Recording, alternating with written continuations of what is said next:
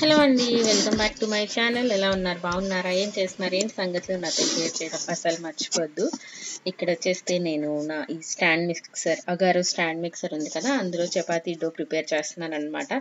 ఇంకా వైజాగ్ వచ్చేసిన తర్వాత మళ్ళీ మన నార్మల్ పనులు అన్నీ లైన్గా దారిలో పడిపోతుంది. సో మీరందరూ సంక్రాంతికి వెళ్ళి వచ్చిన హుషారు పోయి డైలీ లైఫ్లోకి వచ్చేసారా లేదా అనేది కమెంట్ సెక్షన్లో తప్పకుండా షేర్ చేయండి. ఈ అగారో స్టాండ్ మిక్సర్ మమ్మీ దగ్గర కూడా ఉంది. మమ్మీ మాకన్నా చాలా బాగా యూజ్ చేస్తుంది.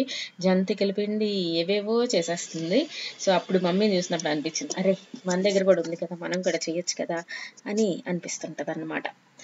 సో చేద్దాం మనం కూడా ఈ అగారో స్టాండ్ మిక్సర్ని గట్టిగా వాడేద్దాము.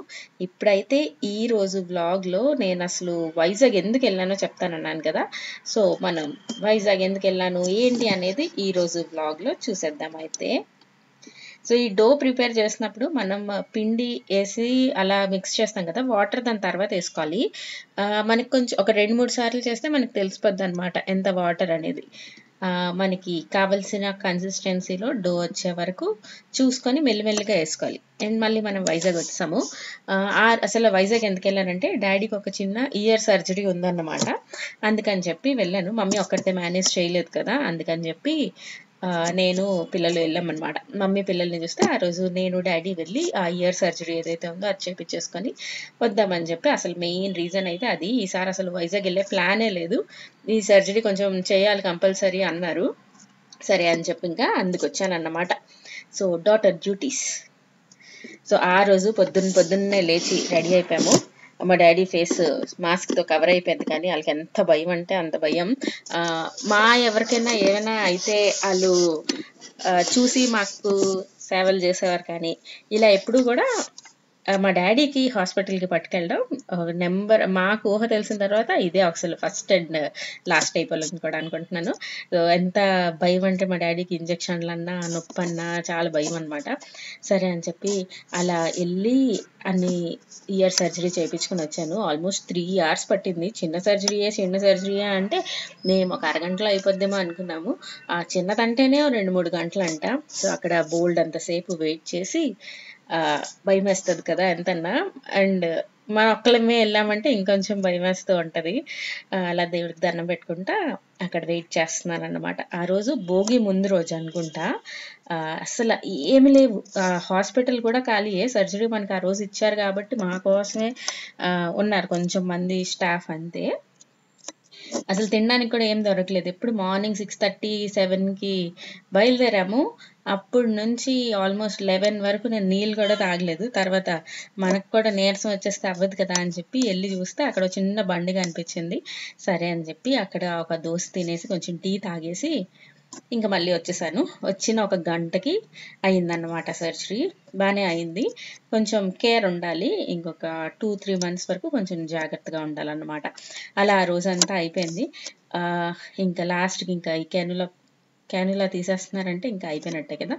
సో తీసేస్తున్నారు. ఆ రోజు నైటే డిశ్చార్జ్ చేసేసారన్నమాట. సో మేము ఇంకా హ్యాపీగా ఇంటికి వెళ్ళిపోయాము. హ్యాపీగా కాదు కానీ జాగ్రత్తగా ఇంటికి వెళ్ళిపోయాము.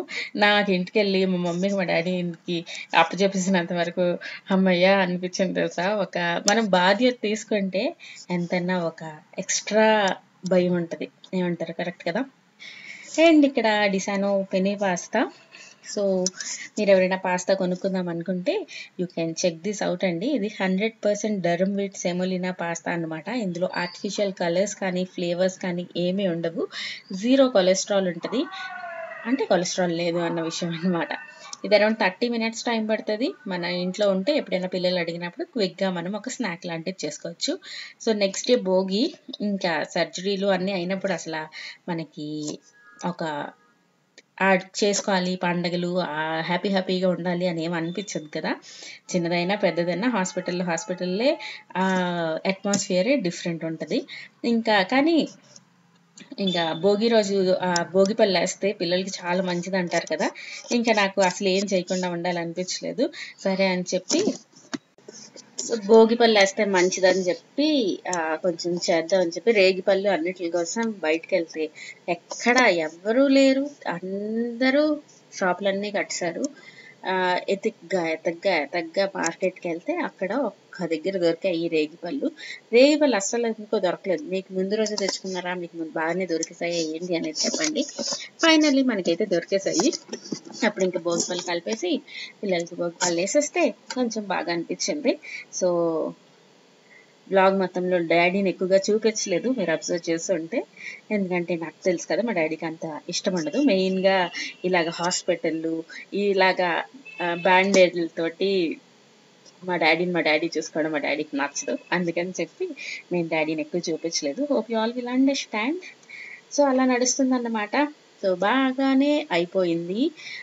మెయిన్గా ఇయర్కి సంబంధించినవి తర్వాత ఏదన్నా నెగ్లెక్ట్ చేయకూడదు. ఈ ఇయర్కి సంబంధించింది అయితే మనం అసలు నెగ్లెక్ట్ చేయకూడదు అన్నమాట. అవి ఫాస్ట్గా పెరిగిపోతాయి. కాబట్టి డాక్టర్ ఏం చెప్తారో చూసుకొని దాన్ని బట్టి మనం వెంటనే ట్రీట్మెంట్ తీసుకోవాలి. ఇయర్ అనే కాదండి, మొత్తం బాడీలో ఏ పార్ట్కి ఏది వచ్చినా కూడా ఎంత త్వరగా గుర్తించి అంత త్వరగా ట్రీట్మెంట్ చేయించుకుంటే అంత మంచిదన్నమాట.